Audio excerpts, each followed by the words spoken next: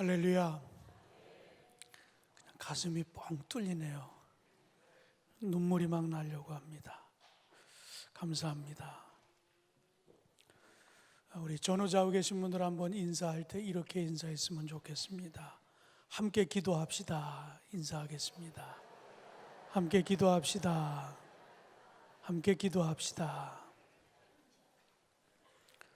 한 꼬마가 해변을 놀다가 엄마에게 달려가 엄마 손을 끌고 해변 쪽으로 달려갑니다. 그곳에 가보니까 죽은 갈매기 한 마리가 있었습니다. 엄마, 새가 왜 이렇게 됐어? 그러자 엄마는 설명합니다. 새가 죽었단다. 하늘나라로 올라간 거야. 그러자 이 꼬마는 잠시 생각에 잠겨 있다가 엄마에게 다시 묻습니다. 그런데 왜 하나님이 다시 집어던졌어? 금년 한 해 여러분들에게 이런 순수함이 있기를 원합니다. 오늘 우리가 기도에 대한 말씀을 나누게 될 텐데 가장 중요한 건 새 것을 담기 위해 우리 안에 더러운 것들, 지저분한 것들, 추한 것들은 먼저 제거해야만 새 것을 담을 수 있다고 생각합니다. 그 순수함이 여러분 안에 회복되기를 바라고 그 순수함 안에 하나님의 놀라운 은혜와 능력을 여러분 담게 되기를 주님의 이름으로 축원합니다.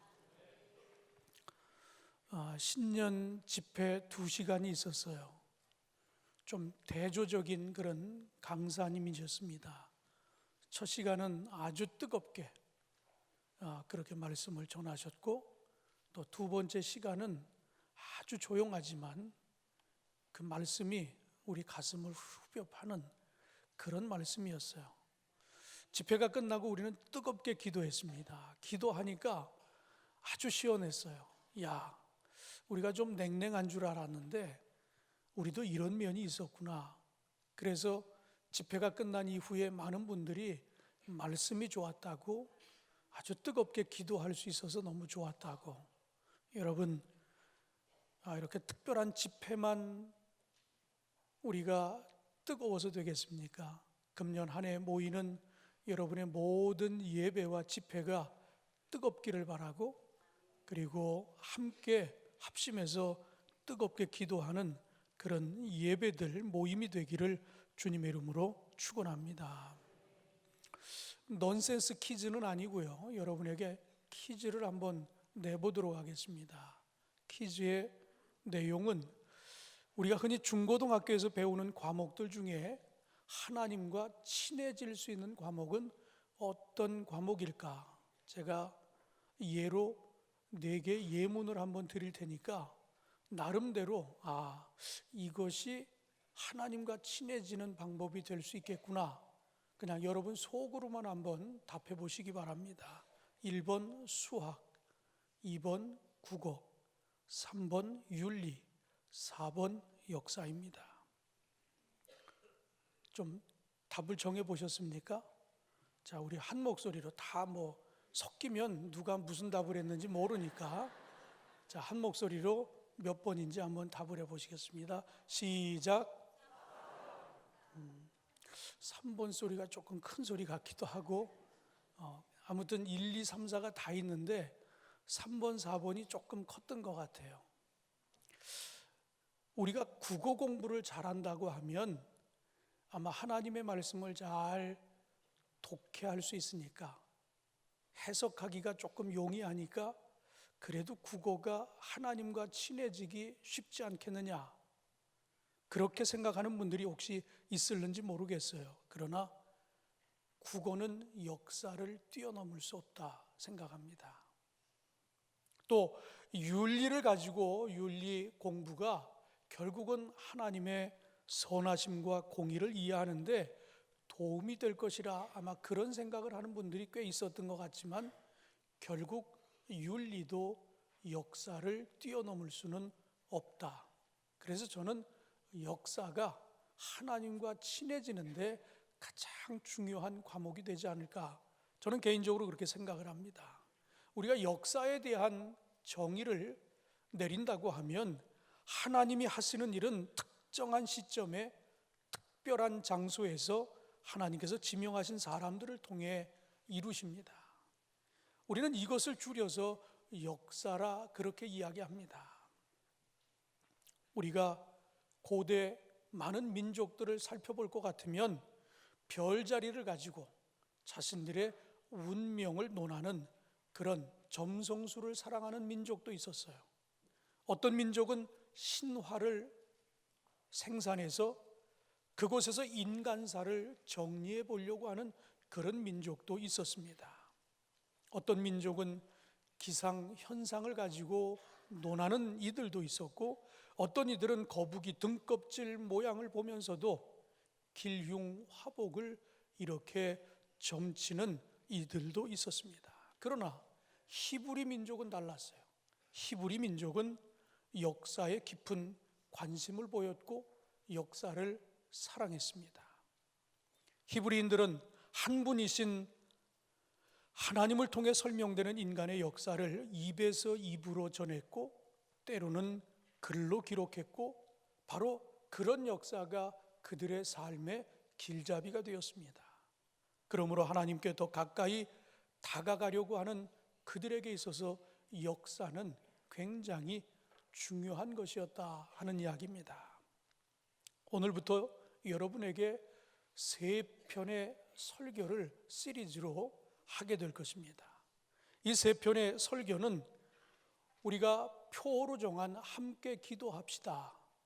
함께 기도하면 우리가 어떤 일이 일어나는지, 성경은, 그리고 역사는, 그리고 기도를 통해서 이렇게 함께 기도할 때 뭘 우리에게 말하고 있는지, 뭘 우리에게 들려주고자 하는지를 우리가 함께 나누려고 합니다.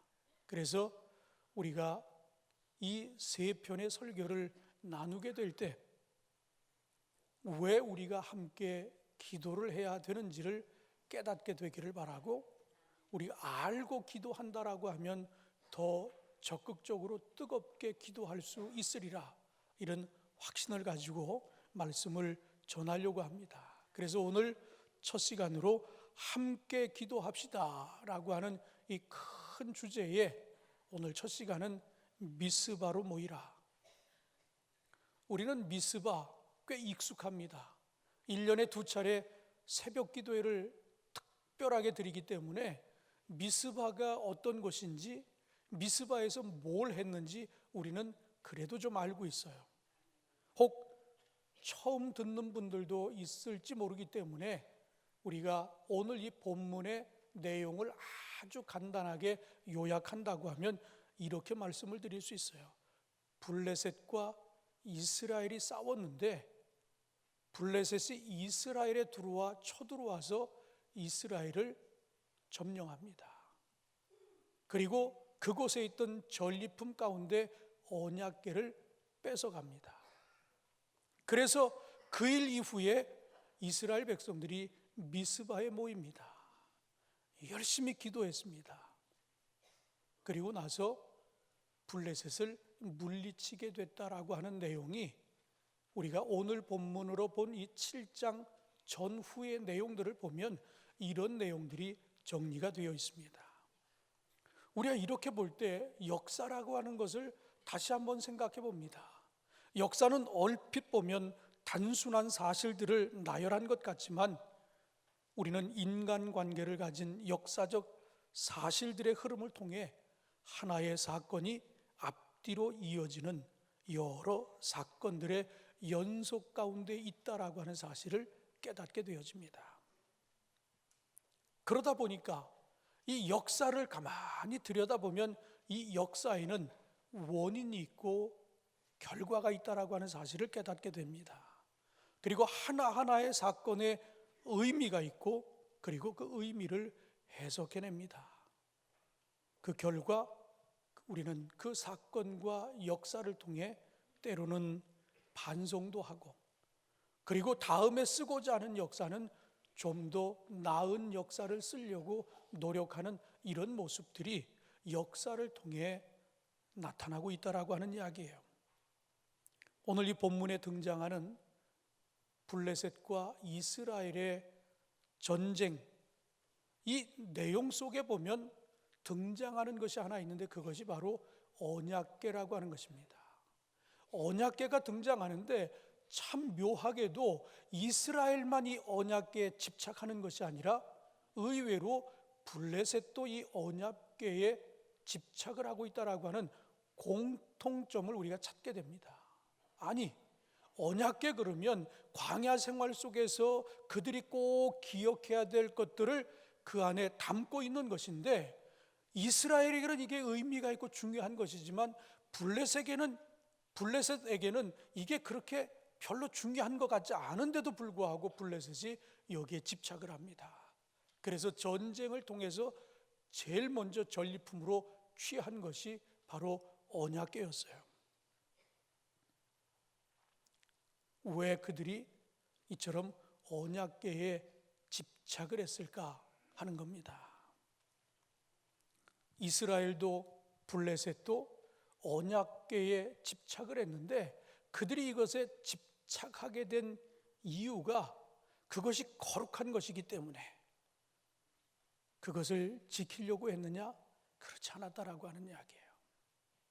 그들은 마치 이 언약궤를 그냥 포켓용 하나님으로 취급했다라고 하는 이야기입니다. 뭔가 가지고만 있어도 좀 든든한 것 같고, 뭔가 지니고만 있어도 나를 지켜줄 것만 같은, 쉽게 말하면 부적처럼, 어떤 사람은 옷 속에다 넣는다고 하고, 어떤 사람은 베개 속에다 넣는다고 하고, 어떤 사람은 지갑 속에 넣고 다닌다고 하고 하는 그런 식으로밖에 이 언약궤를 그렇게 아주 깊이 생각하고 그것을 취하려고 했던 것이 아니라 그냥 이것만 가지고 있으면 뭔가 좀 든든하고 그것이 뭔가 나를 지켜줄 것만 같은 그런 생각을 가지고 블레셋도 이스라엘도 언약궤에 집착을 했다라고 하는 이야기예요. 그래서 전쟁에 이기자마자 언약궤를 이스라엘에서 블레셋으로 옮기게 되었던 것입니다. 그런데 이 언약궤를 옮기고 나서 이제 문제가 생기기 시작합니다. 우리가 참고로 이 언약궤에 담겨져 있는 것은 세 가지인데, 하나는 십계명을 새겼던 두 돌판입니다. 그리고 광야에서 하나님께서 그들의 배고픔을 아시고 채워주셨던 그 만나가 담겨있는 항아리입니다. 그리고 아론의 쌍난 지팡이입니다. 이것이 언약궤에 담겨 있어요. 근데 이것을 가져가고 이것을 지니고 있으면 뭔가 좋은 일이 있을 것 같아서 블레셋은 그걸 가지고 빼앗아 갔는데, 그것을 갖다 놓은 이후로 하나님의 복이 굴러 들어온 것이 아니라 그들에게는 재앙이 시작이 됩니다. 산당에다가, 자신들이 섬기는 신상들이 있는 산당에다가 언약궤를 넣어놨는데, 다음 날 아침에 가봤더니 그 산당이 목이 부러지고 팔이 잘려져 나가고 막 산산조각이 난 걸 목격하게 되어집니다. 그들은 깨닫지 못했어요. 그래서 그것을 다른 산당에 옮겨 놓아 봤어요. 여전히 다음 날 가봤더니 거기 있는 다른 신상들이 또 목이 잘려져 나가고 팔이 부러지고 부서져 있는 것이었습니다. 설상가상으로 그 언약궤가 머무는 곳마다 그곳에서 독종이 발발하고 결국 그것 때문에 전염병으로 많은 사람들이 힘들게 되어집니다. 또 장소를 옮겨봅니다. 여전히 언약궤가 머무는 곳에서 이런 전염병이 나돌고 결국은 그들에게 이것을 가지고 있는 것이 재앙이었어요. 슬그머니 이스라엘에게 돌려줍니다. 오늘 우리는 이 이야기를 통해서 깨닫는 것이 있어요. 오늘 우리들은 우리 하나님에 대해서, 우리가 믿는 우리 주님에 대해서 우리는 어떤 생각을 가지고 그분을 바라보며 그분을 섬기고 있느냐 하는 우리의 자세를 한 번쯤 돌아볼 필요가 있다라고 하는 이야기입니다. 아마 여러분 차에도 운전하는 분들은 십자가 하나는 아마 거의 크리스찬이면 다 달아났을 거예요. 저 태국 같은 데 가서 택시를 타보면은요, 불상서부터 5만 가지 상들을 다 갖다 놨어요. 얼마나 지저분한지 몰라요. 하나가 아니에요. 뭐 주렁주렁 그냥 그 운전석 앞에 보면 수도 없이 많더라고요. 왜 그런 걸 거기다 갖다 놨을까요? 혹시 그게 있으면 그래도 사고라도 한번 막아주고 뭔가 나를 악한 것으로부터, 나를 힘들게 하는 것으로부터 지켜줄 것이라고 하는 그런 막연한 생각들. 여러분 십자가 건 게 혹시 그런 뜻입니까? 그냥 걸어놓으면 그게 나를 지켜줄 것이라고 하는 그런 막연함 때문에 십자가 걸어놓습니까? 여러분 가정마다 십자가나 성화 한 점씩은 있을 겁니다. 왜 여러분 집안에 십자가를 걸고 성화를 걸어놓습니까? 혹 우리는 이 블레셋 사람이나 이스라엘 사람들이 가지고 있는 생각처럼 그냥 그것만 있으면 왠지 든든하고, 그냥 그것만 있으면 왠지 우리 가정을 지켜줄 것 같고, 그런 뜻에서 그것을 가지고 있었다라고 하면 우리도 똑같이 블레셋 사람이나 이스라엘 사람이나 우리도 별반 다르지 않다라고 하는 이야기입니다. 그 십자가가 상징하는 것이 뭔지를 우리가 깨닫지 못한다라고 하면 그냥 부족처럼, 포켓용 하나님처럼 그렇게 설치하고 걸어놓고 그것으로 끝나가지고는 우리의 신앙은 잘못된 신앙이라 그렇게 볼 수밖에 없어요. 오늘 우리는 이 이야기를 통해서 그들이 왜 언약궤에 집착했는지, 그것 때문에 왜 그들이 화를 당했는지, 왜 이스라엘은 망했는지, 우리가 이런 역사적인 사건을 한번 조금 더 들여다보면서 우리에게 혹 그들과 같은 미신적인 신앙, 그들과 같은 잘못된 신관을 가지고 있다고 하면 그것을 바로잡는 그런 시간이 되어지기를 주님의 이름으로 축원합니다.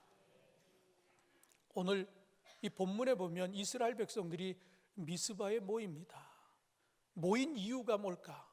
첫 번째로 미스바에 모인 이유는 회개하기 위해서, 함께 기도하기 위해서 미스바에 모였다고 하는 이야기입니다. 조금 전에 우리가 나눴던 이야기를 보면 그들은 언약궤를 대하는 태도가 미신적인 그런 생각이 더 많았던 사람들입니다.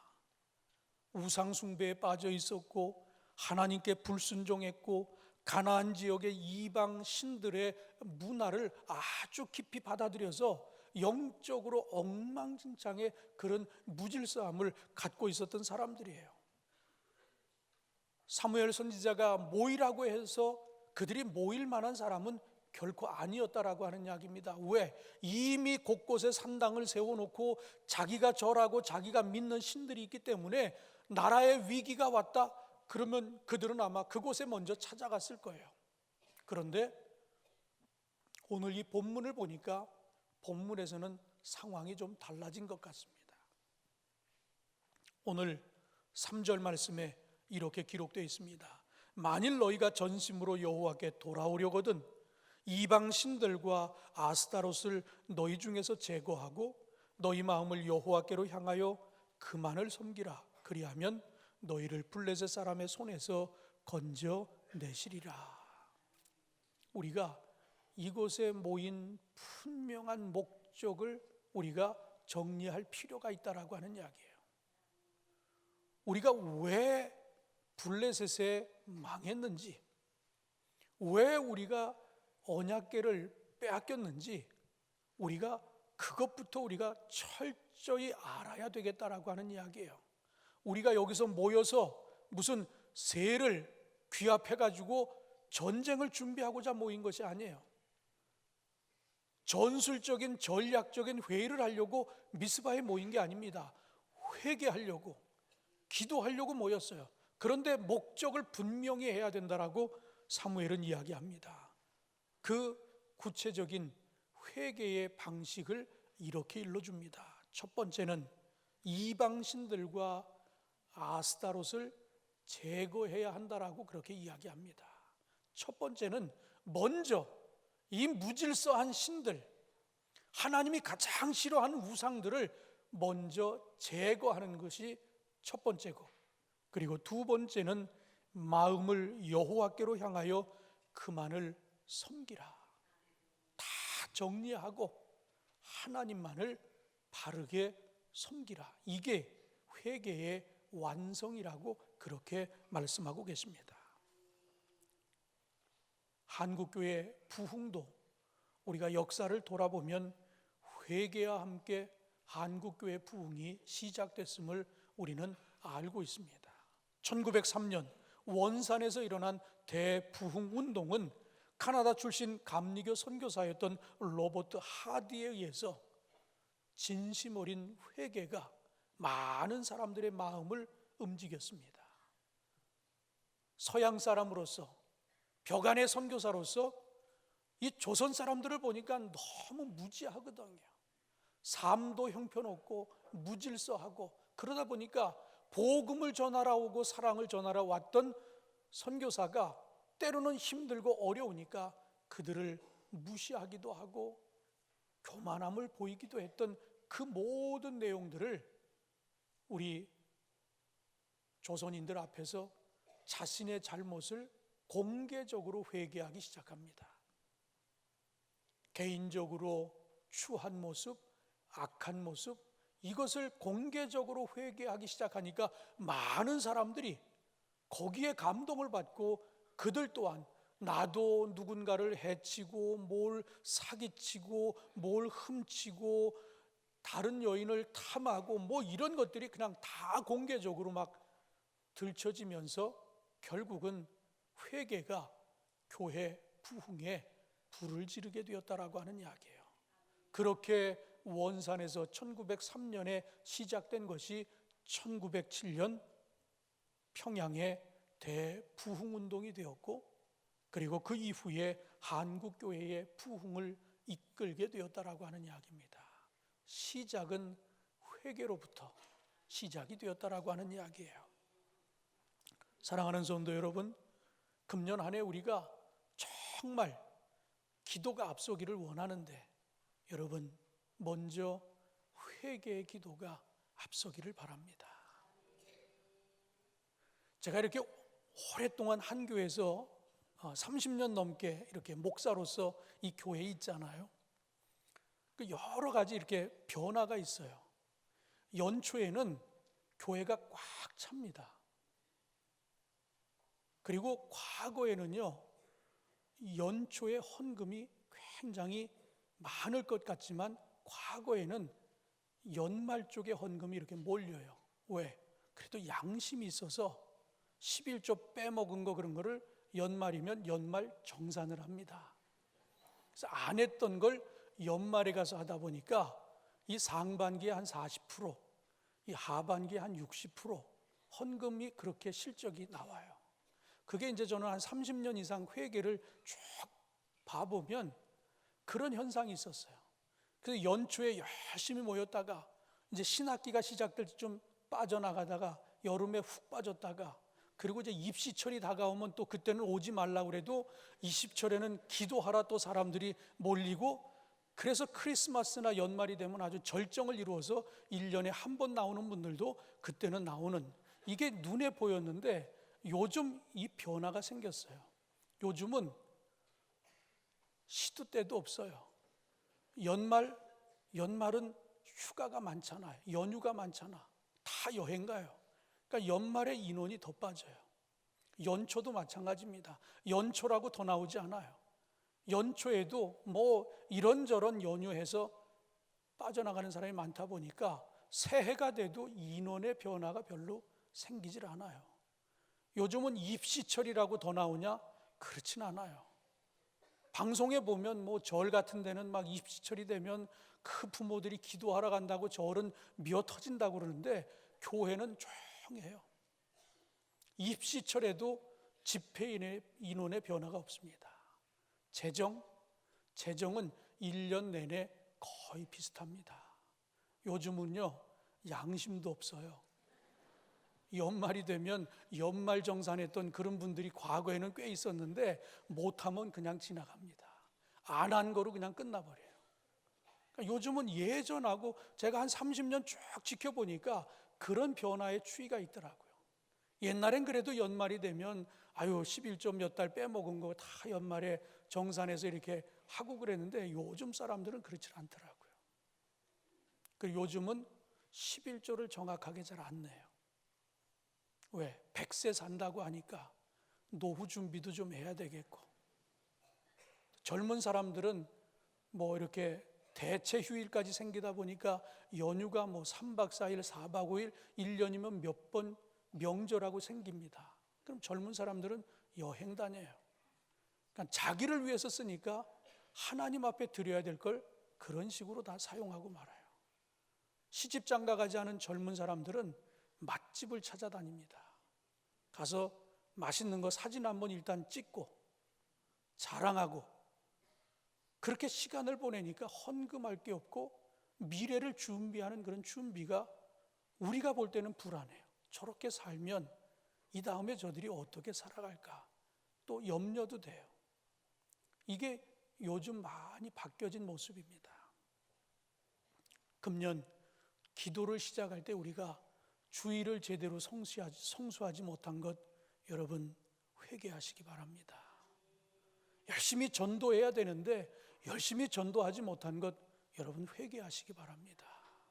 우리가 그래도 믿는 사람들이 사랑을 더 많은 사람들에게 나눠야 되는데 나와 내 가족만을 생각하고 나누지 못한 것 회개하시기 바랍니다. 교회에서 예배를 드리고 은혜를 받았으면 뭔가 봉사를 해야 되는데 여러분 요즘은 봉사를 그렇게 많이 안 하려고 그래요. 회개하시기 바랍니다. 우리에게 주어진 이 모든 것이 하나님의 것이라고 우리가 늘 입으로는 얘기하면서도 하나님 앞에 11조조차도 못하는 그런 물질관을 가지고 있었다라고 하면 여러분 회개하시기 바랍니다. 그래서 금년에는 가장 먼저 우리가 모여 기도할 때 먼저 제거할 것들이 있다라고 하면 깨끗이 제거하고, 그리고 하나님 한 분만으로도 족합니다라고 하는 그런 믿음을 가지고 하나님이 원하시는 그런 바른 믿음의 삶을 살아가시는 저와 여러분 모두가 되어지기를 주님의 이름으로 축원합니다. 두 번째로 미스바에 모여 그들이 뭘 했습니까? 뜨겁게 기도했다고 그랬어요. 그런데 놀라운 사실은 뜨겁게 기도했는데 하나님이 일하기 시작하셨습니다. 두 번째 말씀의 제목은 함께 기도하여 적을 물리쳤다고 하는 이야기예요. 우리는 전술을 위해서, 전략을 위해서 모인 게 아니었어요. 세를 귀합하려고 모인 게 아니었어요.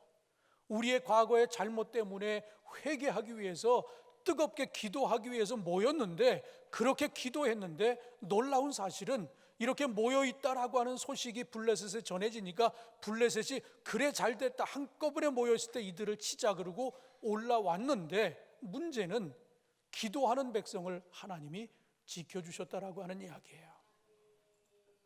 그 큰 무리가 이들을 치려고 왔는데 하나님이 큰 우레를 발하셔서 그들이 놀래가지고 혼비백산해서 전열이 흐트러지고 도망가고 그러는 것을 이스라엘 백성들이 추격을 해가지고 그들을 쳤다고 하는 이야기예요. 결국 한때는 패해서 언약궤도 잃었지만, 그러나 이제는 기도했더니 하나님이 일하셔서 우리는 아주 수월하게 그들을 추격하고 전쟁에서 이길 수 있게 되었다라고 하는 이야기입니다. 오늘 본문 6절에 보면 이런 말씀이 있어요. 그들이 미스바에 모여 물을 길어 여호와 앞에 붓고 그날 종일 금식하고 거기에서 이르러 우리가 여호와께 범죄하였나이다 하니라. 사무엘이 미스바에서 이스라엘 자손을 다스리니라. 여기서 우리가 주목해 봐야 하는 것은 물을 길어 가지고 여호와 앞에 부었다라고 이렇게 소개합니다. 이게 뭘까? 성경에는 정확한 해석은 나와 있지 않아요. 이게 뭔지. 그러나 오늘 이 문장도 그러하고 예레미야 애가 2장 19절에 보면 내 마음을 주의 얼굴 앞에 물 쏟듯 할지어다. 아주 비슷한 내용이 하나 소개되는데 물을 붓는다라고 하는 표현이 또 등장합니다.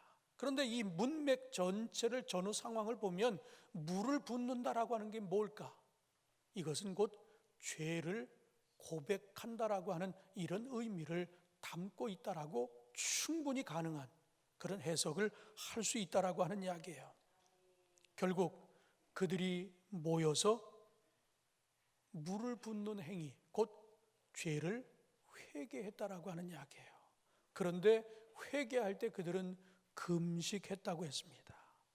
이렇게 철저하게 회개했더니 어떤 역사가 일어납니까? 바로 이어지는 말씀의 10절과 11절에 보면 사무엘이 번제를 드릴 때에 블레셋 사람이 이스라엘과 싸우려고 가까이 오매 그날에 여호와께서 블레셋 사람에게 큰 우레를 발하여 그들을 어지럽게 하시니 그들이 이스라엘 앞에서 패한지라.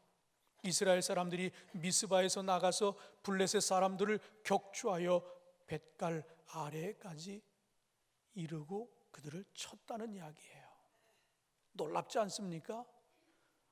늘 호시탐탐 이 블레셋은 이스라엘을 치려고 했어요. 그것 때문에 늘 위협을 느끼고 어려웠습니다. 직전에도 한번 패해서 언약궤까지 빼앗겨 봤어요. 그러니까 그들이 온다고 그러면 이 사람들은 아주 굉장히 놀라고 그리고 그것 때문에 힘들었거든요. 근데 지금 모여 있는 건 전쟁 때문에 모여 있는 게 아니었잖아요. 기도하기 위해서 모였는데 놀랍게도 기도했더니 하나님께서 기도하는 백성을 지켜주시기 위해서 그 전쟁을 치르려고 선을 넘고 있는 그 블레셋 군대에게 우레를 발해서 깜짝 놀라가지고 혼비백산해서 그들이 전열을 흐트러뜨리고 결국은 이스라엘의 추격을 받아 그들이 패하게 됐다라고 하는 이야기입니다. 여기에서도 우리가 회개의 완성은 먼저 이방신을 제거하는 것이 우선이었고 그리고 하나님만을 섬기라고 하는 제거와 섬김이 회개의 완성이라고 그렇게 이야기한 것처럼 여기서도 가만히 보면 문제 해결은 기도로부터 시작이 됐어요. 기도했더니 하나님이 먼저 움직이기 시작했습니다. 그리고 기도한 백성에게 하나님이 지혜를 주시고 힘을 주시니까 문제를 깨끗이 해결할 수 있게 되었다라고 하는 이야기입니다. 여러분은 문제가 생기면 어떻게 합니까? 문제가 생기면 인터넷부터 뒤져봅니다. 거기서 정보를 먼저 찾아봐요.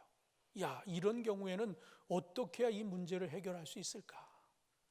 우리 경험, 우리 상식으로 문제가 생기면 그 문제를 해결해 줄 만한 사람을 먼저 찾지 않습니까? 이 정도쯤은 내가 해결할 수 있다라고 내가 먼저 앞서지 않습니까? 그런데 오늘 이 말씀은 문제 해결의 시작은 기도가 앞서야 된다. 기도를 하면 하나님이 먼저 일하기 시작한다. 하나님이 내게 지혜를 주셔서 그 일을 해결할 수 있도록 나를 도우신다라고 하는 이런 이야기가 성립이 되어집니다. 그동안 내가 앞서고 힘 있는 사람을 앞세우고 내 경험을 앞세웠다라고 하면 이 시간 이후로는 아무리 작은 문제를 할지라도 먼저 기도하고 기도할 때 하나님이 나를 위해 일하시고 그리고 내 지혜 주시고 힘 주셔서 내가 할 수 있도록 도우시는 하나님의 귀한 은혜를 여러분 경험하게 되기를 주님의 이름으로 축원합니다. 마지막으로 함께 기도할 때 도우시는 하나님을 그들은 고백하게 되었습니다. 우리가 시작할 때 네 가지 예문을 주고 하나님을 가까이 사귈 수 있는 그런 과목이 있다라고 하면 뭘까? 저는 역사라고 이야기했어요. 바로 여기서 이제 다시 한번 역사가 등장하는 겁니다. 그들은 전쟁에 승리한 이후에 사무엘은 돌을 취하여 미스바와 센 사이에 기념비로 돌을 하나 세웁니다. 그리고 그들은 하나님이 여기까지 우리를 도우셨다, 에벤에셀이라 그렇게 칭합니다. 그동안 역사를 잃어버리고 살았는데 그들이 다시 역사를 기억하게 됐다라고 하는 이야기예요. 회개하면서 가만히 보니까 우리를 광야에서 우리를 어떻게 먹이셨는데, 어떻게 인도해 주셨는데, 어떻게 이 가나안을 차지하게 하셨는데, 이게 다 잃어버렸다가 비로소 이것이 이제 생각나게 된 거예요. 그래서 거기 기념비를 세워놓고 그 기념비를 볼 때마다 잊지 말자, 잊지 말자, 하나님이 우리를 여기까지 인도하신 것 잊지 말자고 그렇게 그들이 다짐을 했던 것입니다. 오늘 우리가 시작할 때 설교 전에 부른 찬송이 28장 복의 근원 강림하사 찬양입니다. 이 찬양에 보면 2절 가사의 시작은 주의 크신 도움받아 이때까지 왔으니 하는 이런 가사말이에요. 그런데 이 찬양이 언제 지어졌는가 하면 1758년 영국의 목사이자 작사가였던 로버트 로빈슨이라고 하는 분이 22살 나이에 감리교로 개종한 직후에 쓴 그런 가사입니다. 주의 크신 도움받아 이때까지 왔으니라고 하는 이것은 우리말로 번역하면서 아주 함축해서 이렇게 우리가 부르고 있지만 원래 이 작사를 할 때 원문에는 이렇게 기록되어 있습니다. 여기에 나의 에베네셀을 세웁니다.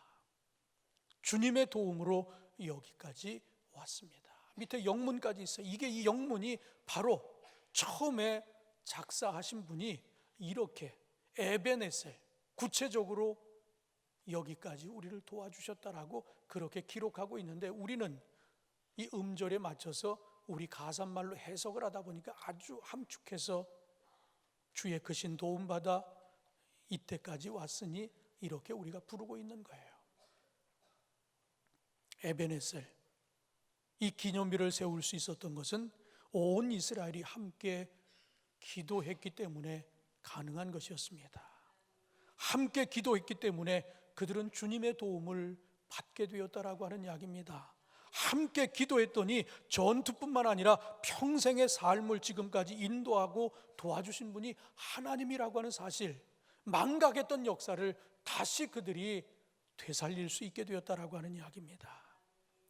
오늘 우리 주안교회가 금년 한 해 정말 함께 뜨겁게 기도하는 한 해가 되기를 원하는데, 여러분도 기도를 통해 하나님 앞에 매달려 우리의 연약함, 부족함, 우리의 죄악 고백하게 되어질 때 하나님이 우리의 기도를 들어주시고 우리가 궁극적으로 해결하지 못하는 문제까지도 앞서가시며 일하시고 우리를 도우셔서 그 문제 해결되는 놀라운 은혜와 축복이 여러분 모두에게 있기를 주님의 이름으로 축원합니다. 금년 저희 교회는 95주년입니다. 95주년에 많은 일들이 있지만 물론 교육관 리모델링이라고 하는 95주년의 큰 일이 있습니다. 저는 2년 전부터 우리는 이 일을 위해 기도해 왔고 이제 3년차 드디어 우리의 기도가 열매를 맺는 그런 해입니다.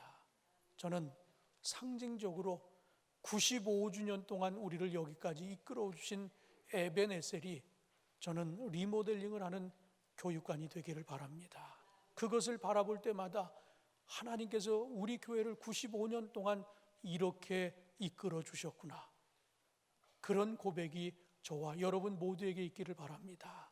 그래서 이 일을 위해 금년 한 해도 기도해 주시기를 바라고, 그리고 이것을 우리 힘으로 완성할 수 있도록 여러분 함께 헌신해 주셔서 바라볼 때마다 하나님의 은혜, 그 하나님의 역사를 다시 한번 생각하고 이 시간 이후로 우리가 써내려가는 역사가 아름다운 역사가 되어지기를 주님의 이름으로 축원합니다. 기도하겠습니다. 하나님 감사합니다. 오늘도 미스바로 모이라고 하는 말씀, 그 미스바에서 먼저 하나님 앞에 마음의 문을 열고 뜨겁게 통해 자복하며 기도하게 되었을 때 하나님은 기도하는 백성을 지켜주셔서 블레셋으로부터 그들을 지켜주셨고 전쟁에 승리케 하여 주셨습니다. 오늘 우리들도 기도하며 나라의 문제도, 사회의 문제도, 교회의 문제도, 가정의 문제도, 일터의 문제도, 우리 개인의 문제도 기도가 앞서게 하여 주셔서 기도를 통해 일하시는 하나님을 경험하게 하여 주시고 내게 힘 주시고 능력 주시는 하나님의 은혜를 경험할 수 있는 우리 주 안의 모든 성도들 되게 하여 주시옵소서. 예수님의 이름으로 기도드리옵나이다. 아멘.